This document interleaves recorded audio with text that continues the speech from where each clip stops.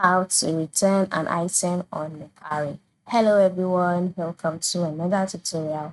In this video, you would learn how you can return an item on Mercari. So kindly watch till the end.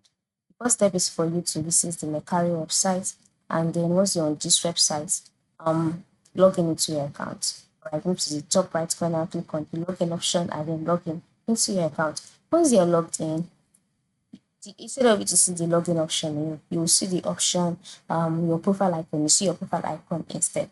Then just click on that. By clicking on your profile icon, a drop-down menu will appear. In this drop-down menu that appears, ensure you select order history or purchases history.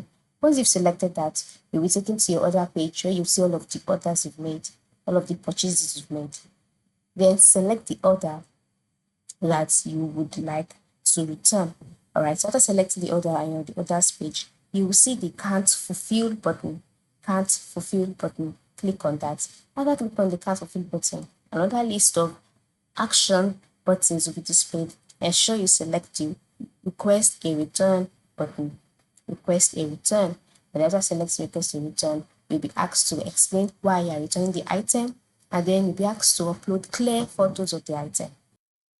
After providing clear photos and you provided all of the requirements needed, Mercari will review your request, and if approved, Mercari will send a prepaid return label to your email, and then all you need to do is to print the return label, attach it to the package, and drop it off at the carrier.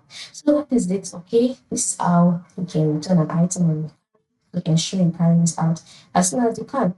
Thank you for watching and have a good day.